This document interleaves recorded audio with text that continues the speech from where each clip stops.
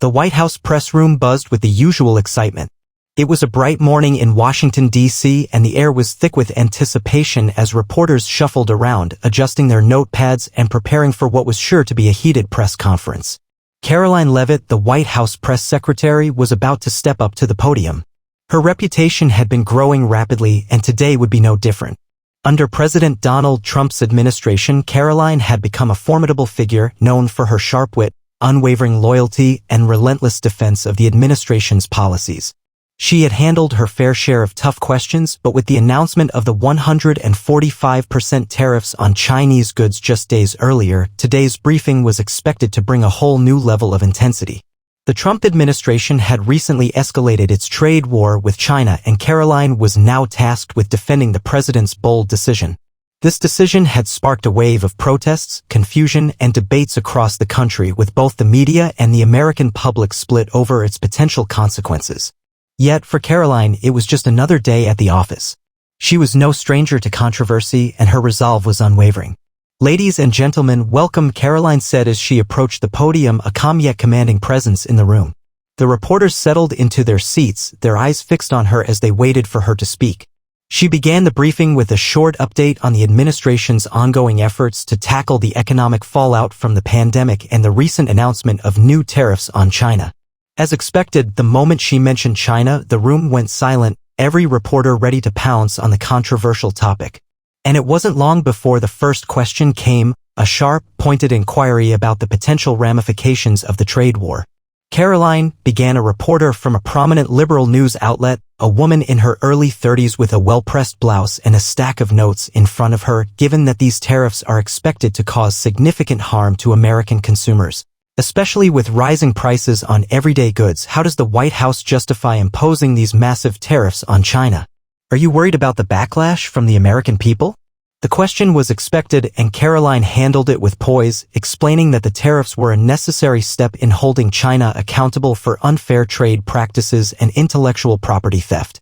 She emphasized that the president's strategy was ultimately designed to benefit the American economy in the long run, even if it required short-term sacrifice. But as Karoline spoke, the liberal reporter, the one who had asked the question, sat with a smirk on her face. There was something in her demeanor that suggested she wasn't merely seeking answers, she was looking for a moment to make her own point. Karoline's response was well-rehearsed and solid, but the reporter wasn't done. In fact, she was just warming up. "Karoline," she interjected, "I understand that's the official line, but many people are struggling to understand how these trade policies make sense when you, yourself, are wearing a dress made in China. Isn't it a little ironic to criticize Chinese manufacturing when the very clothes you're wearing are a product of that same system?" A few gasps echoed across the room as the reporter's remark hit its target.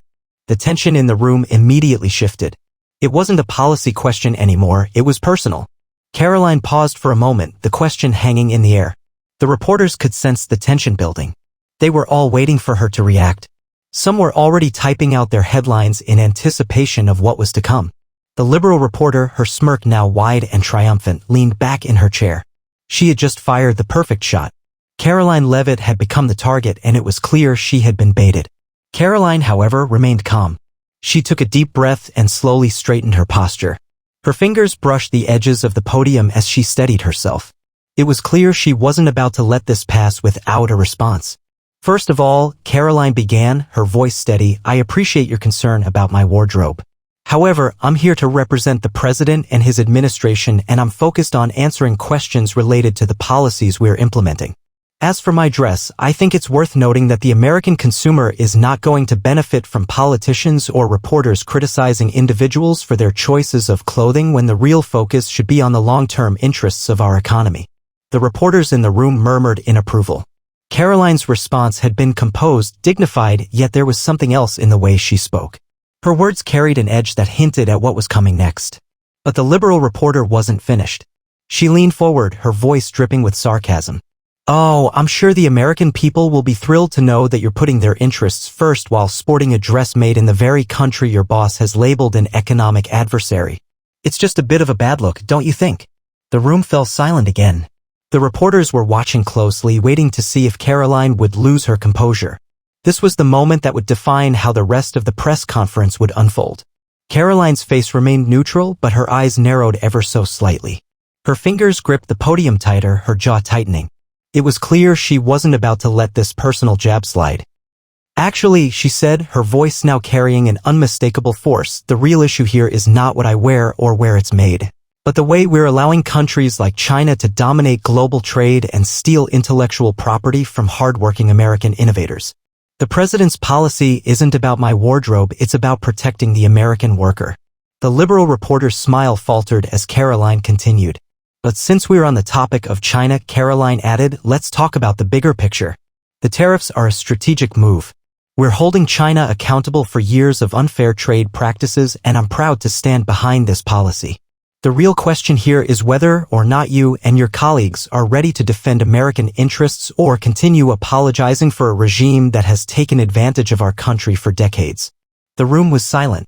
Karoline's words hung in the air like a challenge. The liberal reporter blinked, her smirk slowly fading as she realized that she had underestimated Karoline Leavitt. The next few moments felt like an eternity as Karoline stood at the podium staring down the room of reporters. The liberal reporter, now visibly flustered, had no immediate response. And then Karoline delivered the final blow. Let me make one thing clear. I'm here to do my job, and I'll continue to do it regardless of what I'm wearing or where it's made. And if that means standing up for the American people and their economic future, then so be it. With that, Karoline turned her gaze toward the rest of the room. The reporters were all watching her now, captivated by her confidence and composure. The atmosphere had shifted dramatically, and the liberal reporter, who had tried to undermine Karoline with a cheap shot, was now left speechless. The press conference continued, but the energy had shifted. The White House press secretary had made her point, and it was clear that no one was going to forget what had just transpired. As the press conference continued, the tone in the room had changed. What was supposed to be a day filled with policy debates had been overtaken by Karoline Leavitt's swift response to the personal attack.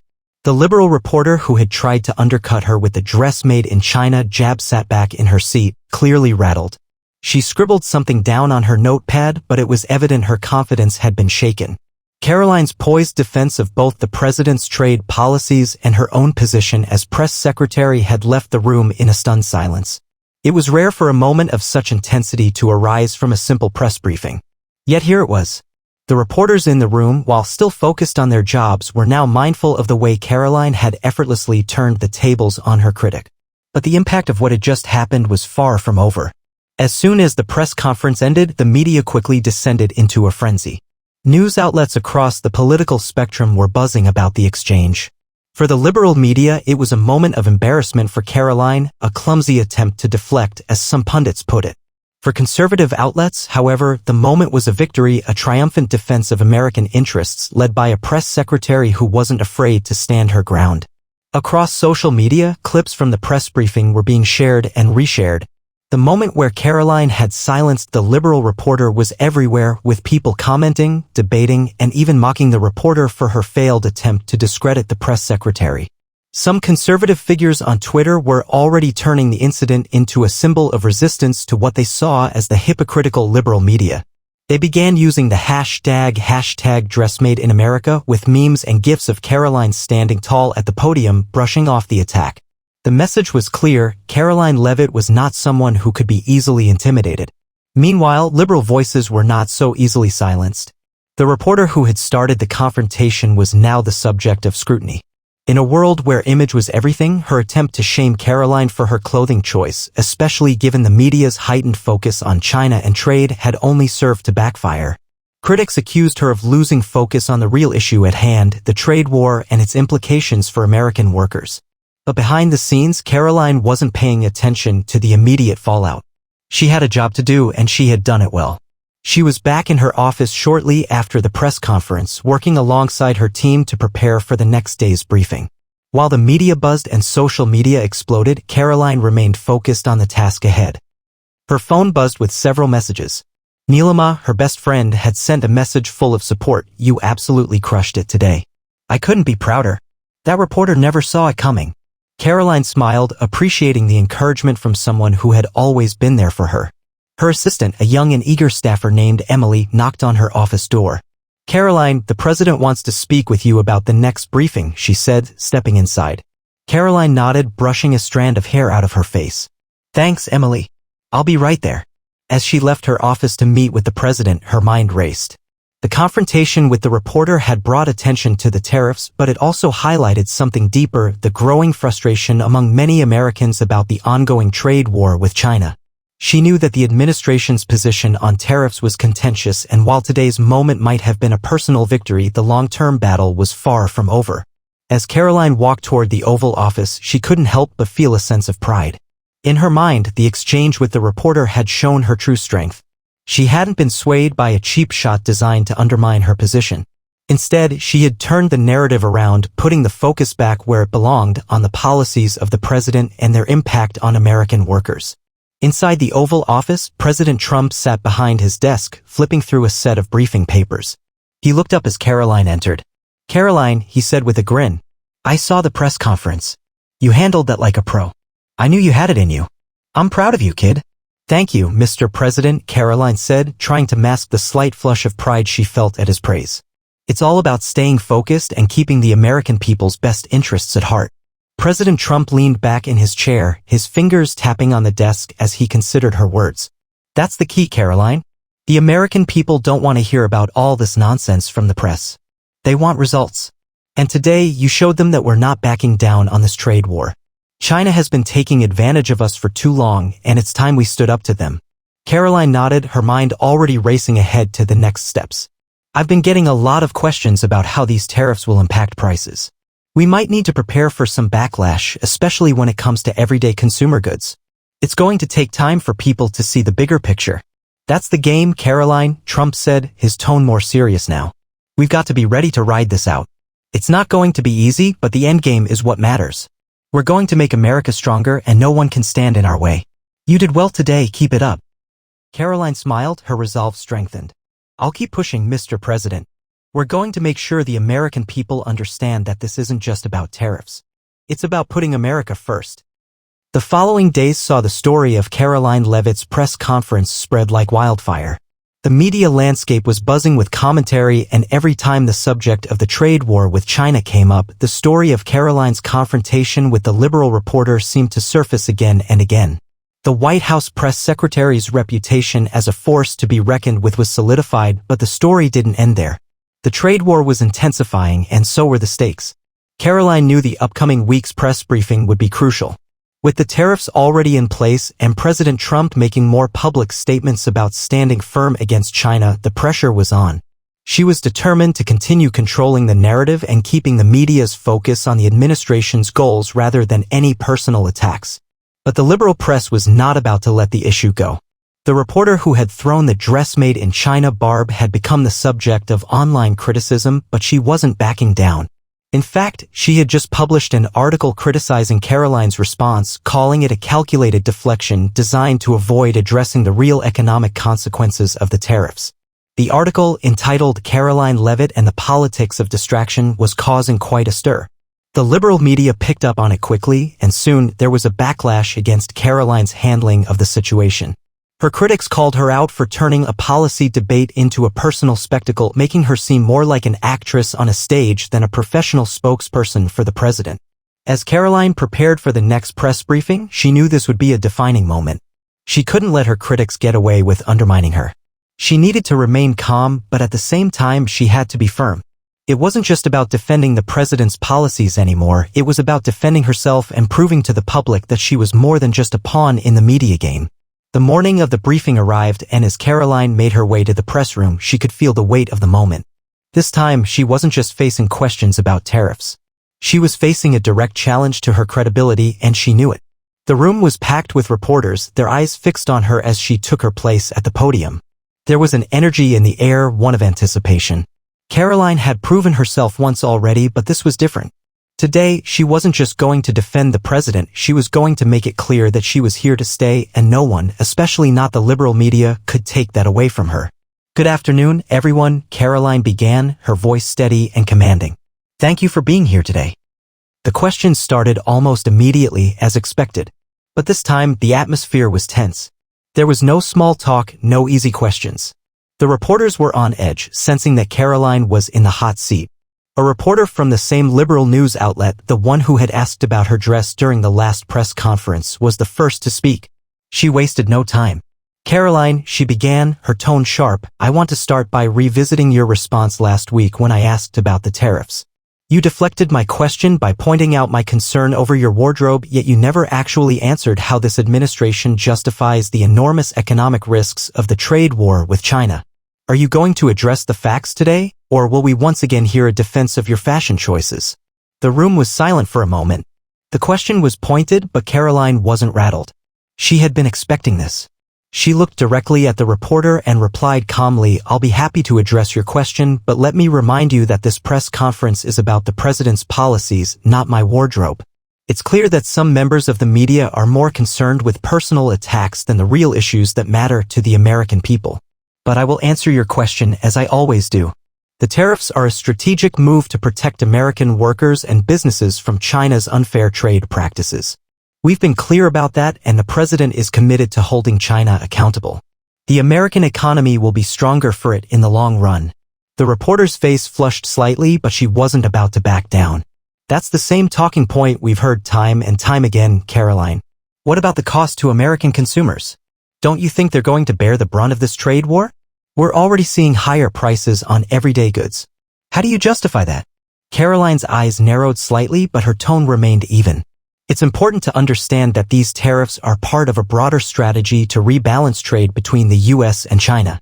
For too long, China has manipulated its economy at the expense of American workers. Yes, there will be short-term challenges, but in the long run, we are creating a fairer global marketplace. The American consumer will benefit from this policy. There was a slight pause as the reporter, sensing the crowd's growing impatience with her question, tried to shift gears. But Karoline, we're still left with the fact that the very clothes you wear are made in China. Doesn't that undermine your credibility? The room went quiet, the reporters clearly waiting for Karoline's response. It was clear the liberal media was trying to revive the personal angle of their attack. But Karoline wasn't having it. She leaned in slightly toward the podium, her expression focused and unyielding. Let's be clear, she began. The focus here should be on the president's policy and its impact on the American economy. It's not about me. It's about the future of American workers, American businesses, and the fairness of global trade. The president has been clear about his goals, and I'm here to make sure those goals are communicated accurately and effectively. The liberal reporter pressed further. But aren't you worried about how these policies could hurt the very people you claim to represent? Are you just ignoring the reality of rising costs for American families? Karoline took a deep breath, her patience wearing thin, but her professionalism intact. It's easy to talk about short-term pain, but what we're doing is building a foundation for long-term growth. American families will see the benefits of these policies, even if they don't feel them immediately. The president is doing what's necessary to ensure that the U.S. economy is no longer at a disadvantage. As she finished, the room seemed to take a collective breath. Karoline had not only answered the question, she had taken control of the narrative once again. The reporter, though not satisfied, had no choice but to sit down. The remainder of the press conference passed without incident, but Karoline Leavitt could feel the weight of the entire room's gaze on her as she answered each question with calm precision. The liberal reporter who had pressed her so aggressively earlier in the session remained quiet for the rest of the briefing, her attempts to stir controversy now silenced by Karoline's strong, unwavering response. As Karoline exited the press room, she felt a strange mix of exhaustion and accomplishment. She had done her job well, no doubt, but the weight of being in the public eye was a constant reminder that her every move was under scrutiny. Even the most innocent comments could be twisted into something more by those who sought to undermine the administration. The day after the press conference, Karoline was met with a barrage of media attention, both positive and negative. Conservative outlets praised her for standing firm in the face of media attacks, while the liberal press continued to hammer her on the economic impacts of the tariffs. The conversation had shifted back to trade policy, but Karoline knew the spotlight would soon return to her. At home that evening, as Karoline sat at the kitchen table, she sifted through the many messages of support that had flooded in over the past few days. Her phone buzzed repeatedly, and she couldn't help but smile as she read messages from friends, colleagues, and even supporters of the administration. One text caught her eye. It was from her father. "I'm proud of you, Karoline. You handled yourself with grace and strength today. Just remember, always stay true to who you are." They're going to keep trying to knock you down, but you've got the character to rise above it. Keep fighting for what's right. The words filled her with a sense of pride and gratitude. Karoline had always admired her father's wisdom, and his words had never been more relevant than now. This wasn't just about defending herself or her role in the administration, it was about standing up for her principles and fighting for what she believed was right for the American people. The press had moved on to other stories, but Karoline knew this moment would be remembered. She had faced down the attack head-on, refusing to be distracted by petty jabs, and instead she had shifted the focus back where it belonged, on the policies that were shaping the future of America. As she sat down to dinner with her family, Karoline was reminded of the personal sacrifices that came with her job. She couldn't always be there for every family dinner, every milestone, or every simple moment of connection. The life of a press secretary was demanding, but she knew it was also meaningful. The opportunity to make a difference, to be the voice of the administration, was something she didn't take for granted. That evening, the phone rang. It was a call from President Trump's office. "Karoline," the voice on the other end said, "you did a great job today." The president was impressed. "I've got another briefing coming up, and I want you to take the lead on it. You've shown you've got the chops to handle the big stuff. Let's keep pushing this agenda forward." Karoline felt a surge of confidence. "I'm ready, sir. I'll make sure we're prepared. Thank you for the opportunity." As the call ended, Karoline sat back in her chair, reflecting on the events of the past few days.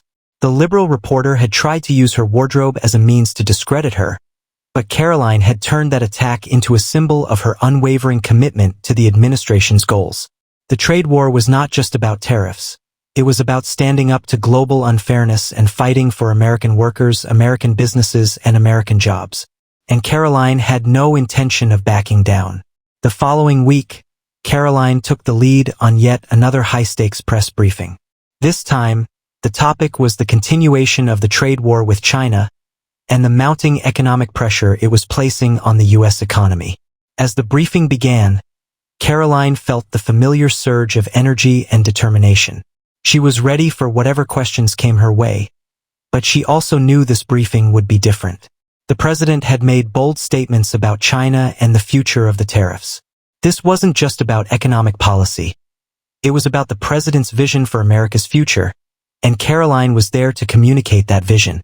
The press room filled with reporters, and the cameras were rolling. Karoline took her place at the podium, her hands resting confidently on the sides. The lights were bright, the questions were sharp, and the scrutiny was intense. But Karoline was unshaken. She had been through this before, and each time she emerged stronger. The liberal reporter who had tried to derail her the week before was present.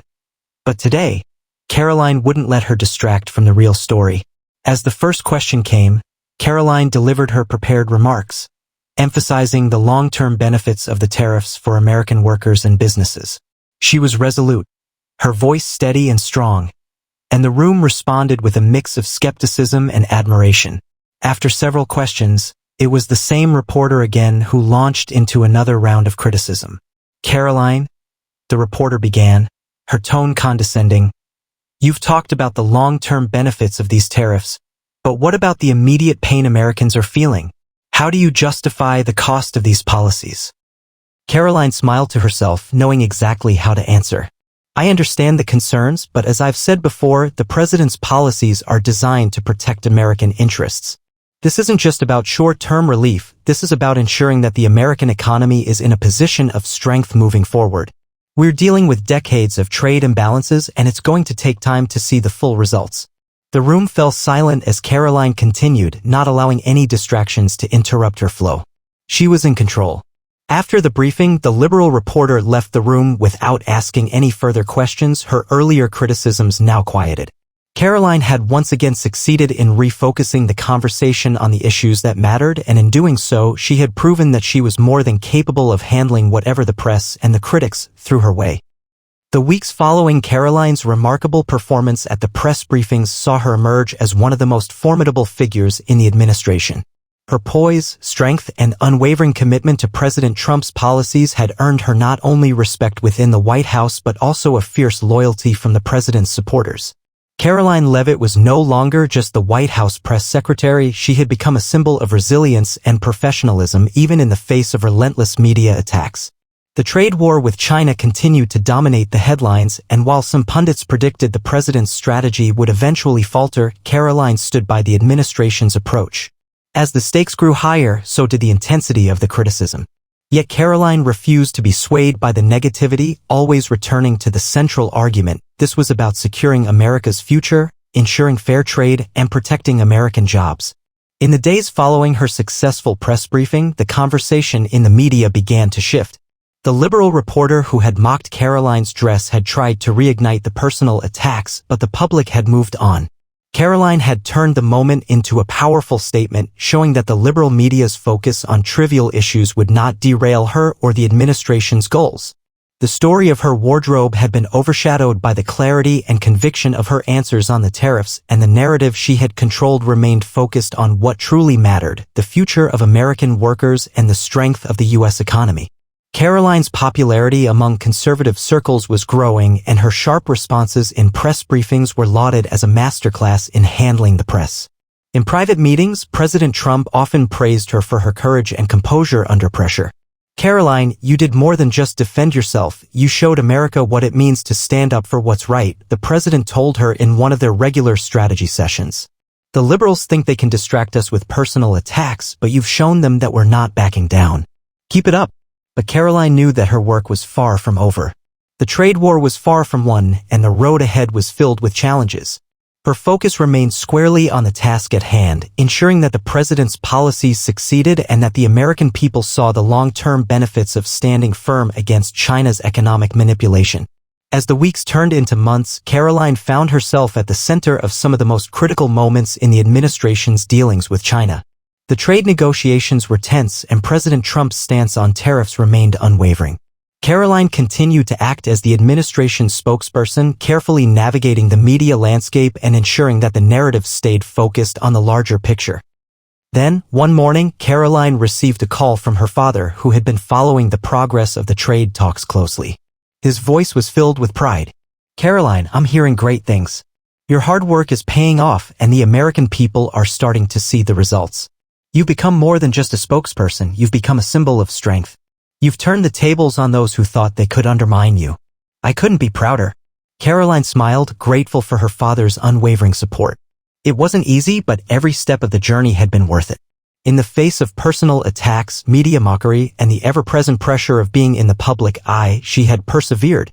Her character had been tested, but each challenge had only made her stronger.